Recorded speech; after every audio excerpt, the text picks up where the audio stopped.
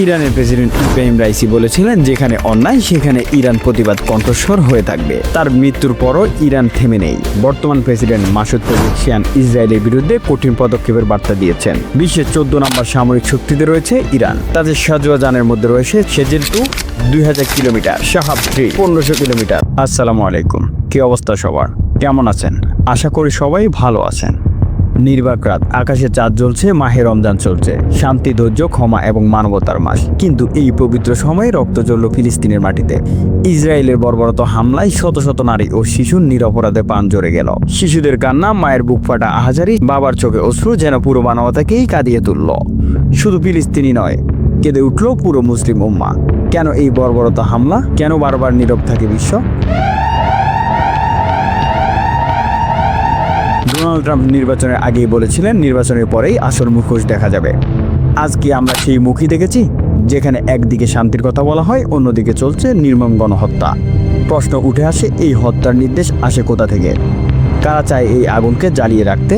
Donald Trump কি সত্যি শান্তির কথা বলেছিলেন, নাকি পর্দার আড়ালে ইসরায়েলের পৃষ্ঠপোষকতা করেছেন? বিশ্বজুড়ে চলমান অশান্তির পেছনে কি শুধু ইসরায়েল, নাকি এর পেছনে রয়েছে আরও কোনো আন্তর্জাতিক চক্র? হ্যাঁ, আপনি ঠিকই ধরেছেন। আজ আমরা জানবো সেই প্রশ্নগুলোর উত্তর, যেগুলো হয়তো আপনি কখনো খুঁজে দেখেননি। এই প্রশ্নগুলোর উত্তর জানতে হলে অবশ্যই ভিডিওটি শেষ পর্যন্ত দেখার অনুরোধ রইল। চলুন দেখে আসি এই বর্বরত হামলার পেছনে কারা রয়েছে। বিশ্বের গণমাধ্যম বলেছে, এই হামলার পেছনে রয়েছে 3টি বড় শক্তি: আন্তর্জাতিক অস্ত্র ব্যবসায়ী লবি, যুক্তরাষ্ট্রের ডোনাল্ড ট্রাম্প এবং মধ্যপ্রাচ্যের অভ্যন্তরীণ ষড়যন্ত্রকারীরা। অর্থাৎ ফিলিস্তিনের শিশুদের কান্নার পেছনে লুকিয়ে আছে এক নির্মম বাণিজ্য, যেখানে প্রতি ফোঁটা রক্তের মূল্য $1000 কোটি অস্ত্র বাণিজ্য। তাহলে কি যুদ্ধের নামে চলছে ব্যবসা, যেখানে লাখো মানুষের প্রাণ হারাচ্ছে আর মুনাফা পাচ্ছে ডোনাল্ড ট্রাম্প? কিন্তু এবার নীরব নয় মুসলিম বিশ্ব। বিশ্বের বড় শক্তিশালী ইসলামী কিছু দেশ এগিয়ে এসেছে ফিলিস্তিনের পাশে, যেমন তুরস্ক, ইরান, পাকিস্তান, সৌদি আরব এবং ইন্দোনেশিয়া। চলুন এবার দেখে আসি মুসলিম রাষ্ট্রগুলো ইসরায়েল এবং যুক্তরাষ্ট্রের তুলনায় কতটা শক্তিশালী এবং তারা কি বার্তা দিচ্ছে। তুরস্কের প্রেসিডেন্ট রজব তাইয়িপ এরদোয়ান বলেছেন, এই অন্যায়কে আমরা কোনোভাবেই মেনে নেব না, আমরা শেষ পর্যন্ত ফিলিস্তিনের পাশেই থাকব। তুরস্ক বিশ্বে 8 নম্বর সামরিক শক্তিতে রয়েছে। তাদের বর্তমান ক্ষেপণাস্ত্রের মধ্যে রয়েছে ভরা ব্যালিস্টিক মিসাইল 280 কিলোমিটার রেঞ্জ এবং সমক্রুজ মিসাইল 250 কিলোমিটার রেঞ্জ, বিখ্যাত ড্রোন বাইরেক্টর TB2। তাদের ট্যাঙ্ক রয়েছে 2422টি এবং সাজোয়াজান রয়েছে 9500। যুদ্ধ বিমান রয়েছে 250-এরও বেশি, নৌবাহিনী 16 ফ্রিগেট এবং 10 করভেট, সাথে রয়েছে 12টি সাবমেরিন।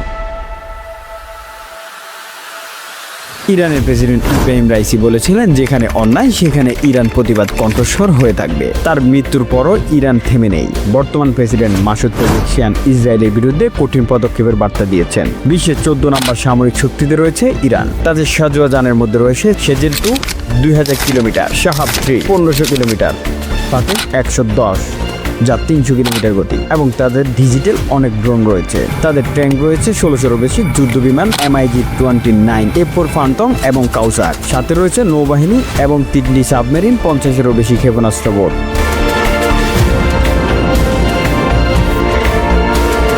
পাকিস্তানের প্রধানমন্ত্রী শেহবাজ শরীফ ঘোষণা দিয়েছেন, ফিলিস্তিনের ইস্যুতে আমরা এক চুলো পিছাবো না। পাকিস্তান সবসময় তাদের পাশে আছে। পাকিস্তান বিশ্বের 9তম নাম্বার সামরিক শক্তিতে রয়েছে। তাদের কাছে রয়েছে 165 পারমাণবিক বোমা, শাহিন 2750 কিলোমিটার এবং গুড়ি 1500 kilometre, Babur cruise ship 700 kilometre. তাদের যুদ্ধ বিমান রয়েছে F-17, থান্ডার F-16, নৌবাহিনী, 8টি সাবমেরিন এবং 11টি যুদ্ধজাহাজ।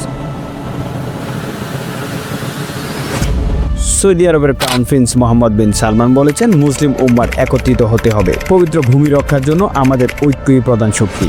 সৌদি আরব বিশ্বের 12 নম্বর সামরিক শক্তিতে রয়েছে। তাদের ক্ষেপণাস্ত্রের মধ্যে রয়েছে DX-3A ballistic missile 2800 kilometre, storm shadow cruise missile, tank রয়েছে 1140টি, ইউরোফাইটার টাইফুন টর্নেডো, নৌবাহিনী 7 ফ্রিগেট এবং 4 করভেট, 3টি মাইন সুইপিং জাহাজ।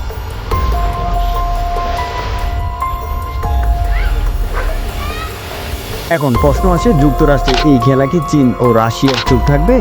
বর্তমান চীন ও রাশিয়ার সাথে যুক্তরাষ্ট্রের দূরত্ব দিন দিন বেড়েই চলেছে। তাহলে কি সত্যি বড় কিছু আসন্ন? রাজনৈতিক অস্থিরতা এবং বিভাজনের মাঝেই কি তৈরি হচ্ছে এক বিশাল যুদ্ধমঞ্চ, যেখানে গোটা বিশ্ব দেখতে যাচ্ছে তৃতীয় বিশ্বযুদ্ধের সূচনা? বর্তমানে ইউক্রেনে যুদ্ধ চলছে, মধ্যপ্রাচ্য চলছে এবং এশিয়া দিন দিন তীব্র শক্তির লড়াই চলছে। তাহলে কি আসছে সেই কালো দিন যখন ছোট ছোট দেশগুলো হয়ে উঠবে যুদ্ধক্ষেত্র, যেখানে লক্ষ্য প্রাণ যাবে কেবল কিছু শক্তির স্বার্থে? কিন্তু ইতিহাসে আমাদের শিক্ষা দেয়, একদিন সেই সময় আসবে যখন সত্যি জিতবে আর মিথ্যার মুখ থুবড়ে পড়বে। ইসরায়েল কি তবে তার শেষ ঘন্টা শুনতে পাচ্ছে, যেখানে প্রতিদিন নতুন নতুন দেশগুলো ফিলিস্তিনের পক্ষে অবস্থান নিচ্ছে, বিশ্বের মুসলিম রাষ্ট্রগুলো আরো ঐক্য হচ্ছে? সেখানে কি এই বর্বরতার শেষ খুব দূরে? আপনার কি মনে হয় ইসলামী রাষ্ট্রগুলো এক হলে যুক্তরাষ্ট্র এবং ইসরায়েল আর টিকতে পারবে? আপনার মতামত অবশ্যই কমেন্ট বক্সে জানাবেন। আজকের এই পর্ব এখানেই শেষ করছি। আমাদের লক্ষ্য আপনার কাছে প্রতিনিয়ত সত্য তথ্য এবং বিশ্লেষণ তুলে ধরা। আপনি যদি আরো এমন গুরুত্বপূর্ণ কন্টেন্ট পেতে চান তাহলে এখনই আমাদের চ্যানেলটিকে সাবস্ক্রাইব করুন এবং বেল আইকনটি বাজিয়ে দিন। নতুন কোনো তথ্য এবং গুরুত্বপূর্ণ তথ্য নিয়ে আপনাদের সামনে আবারও হাজির হব। ততক্ষণ পর্যন্ত ভালো থাকুন, সুস্থ থাকুন। আল্লাহ হাফেজ।